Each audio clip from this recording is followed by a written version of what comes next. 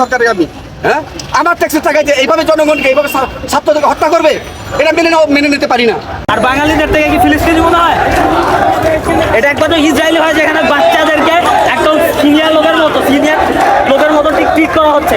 এই যে আমরা বিভিন্ন গণমাধ্যমের মারফতে জানতে পারি 265-টিরও অধিক শিক্ষার্থী বাইরে শহীদ হয়েছে, যাদের সাথে আমরা একসাথে ক্লাস করেছি, যাদের সাথে রাজপথে স্লোগান দিয়েছি, তারা আজকে কবরে শাহিদ আছে। নামাজ পড়তে পারবো না, আমরা কি দাঁড়িয়ে রাখতে পারবো না? নামাজ পড়লে দাঁড়িয়ে রাখলে কি আমরা শিবির হয়ে যাবো ভাই? আমরা কোন রাষ্ট্রে বাস করি ভাই? আপনারাই বলেন ভাই। আপনাদের মানুষের বিবেকের কাছে এটা কষ্ট দিলাম ভাই। আমরা যদি দাঁড়িয়ে রাখতে আবু সাইদ হত্যা মামলায় শুধু সবাই দেখছে ভাই, ভিডিওতে কিন্তু সবাই দেখছে। তোরা সরাসরি গুলি কেন সেখানে পিচ্ছিলে একটা 17 বছর ছেলেদের কেন গ্রেফতার করা হবে ভাই? আমি একটা জবাব চাই ভাই। এটা কি আপনার ইসরায়েল পাইছেন? আর বাঙালিদের থেকে কি ফিলিস্তিনি মনে হয়? এটা একবার তো ইসরায়েলি হয়, যেখানে বাচ্চাদেরকে একদম সিনিয়র লোকের মতো ট্রিট করা হচ্ছে। বাংলাদেশেও কেন একজন বাচ্চাকে 17 বছর সেখানে একজন নাবালক তাই কেন ট্রিট করা হবে? সারা দেশে ছাত্র জনতার উপর নির্বিচারে গণহত্যা, গণগ্রেপ্তার, হামলা মামলার প্রতিবাদে এবং আমাদের যে যৌক্তিক 9 দফা দাবি আছে, সেই দাবি আদায়ের লক্ষ্যে সারা দেশে শহীদদের স্মরণে দোয়া মাহফিল এবং দোয়া পরবর্তী শেষে আমরা বিক্ষোভ মিছিল আয়োজন করেছি। আমরা 1:30টার পরবর্তী সময় সায়েন্স ল্যাবে, ঢাকা কলেজ সহ বিভিন্ন কলেজের শিক্ষার্থীরা, যা ইন্টার পড়ুয়া আছে, অনেক শিক্ষার্থী আছে, জনতাও আছে, তারাই আমাদের এই মিছিলে সামিল হয়েছেন। আমাদের দাবি স্পষ্ট, এই যে আমরা বিভিন্ন গণমাধ্যমের মারফতে জানতে পারি 265-টিরও অধিক শিক্ষার্থী বাইরে শহীদ হয়েছে, যাদের সাথে আমরা একসাথে ক্লাস করেছি, যাদের সাথে রাজপথে স্লোগান দিয়েছি, তারা আজকে কবরে শাহিদ আছে। এই যে শহীদ করা হয়েছে, ছাত্র হত্যা করা হয়েছে, এর জন্য প্রধানমন্ত্রীকে দায় নিয়ে ছাত্র সমাজের কাছে ক্ষমা চাইতে হবে।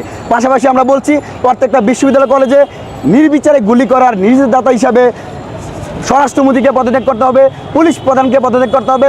একই সাথে আমরা দেখতে পাচ্ছি শিক্ষার সুষ্ঠু পরিবেশ বিঘ্নিত হওয়া এবং ছাত্র সমাজের নিরাপত্তা নিশ্চিত করতে না পারার দায় শিক্ষামন্ত্রীকে পদত্যাগ করতে হবে। এই কথা যখন আমরা বলছি, ঠিক একই সময় আমরা দেখতে পেয়েছি তথ্য প্রযুক্তিমন্ত্রী পুরো বাংলাদেশকে ডিজিটালি ক্র্যাকডাউন করে জিম্মি করেছে। এই জিম্মি করে আমাদেরকে একটা অন্ধকারে রেখে দিয়েছে, এর দায় তাকেও পদত্যাগ করতে হবে।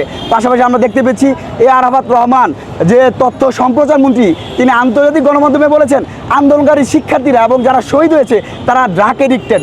এই যে কুরুচিপূর্ণ বক্তব্য, এই বক্তব্যের আমরা তীব্র নিন্দা জানাই। একই সাথে এই বক্তব্যটা তাকেও পদত্যাগ করতে হবে।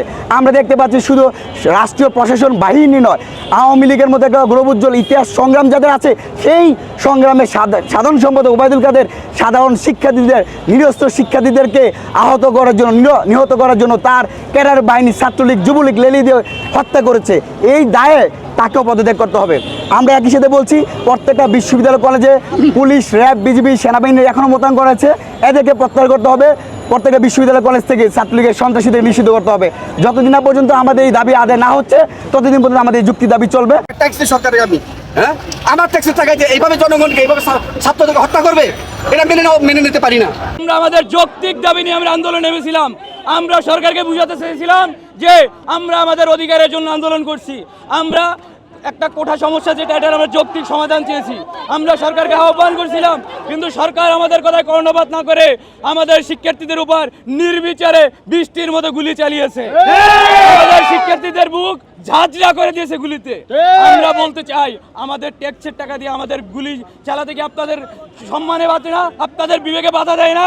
প্রিয় পুলিশ ভাইদেরকে বলবো, আপনারাও মানুষ, আমরাও মানুষ, আমরা জানি সবার ঊর্ধ্বে মানুষ। অবশ্যই আমরা আশা করব আপনারা আমাদের যৌক্তিক দাবিতে আমাদের সাথে ঐক্যবদ্ধ হবেন। আপনারও সন্তান আছে, আমরা আপনাদের সন্তানের মতো আমাদের ভাইদের বুকে আর গুলি চালাবেন না।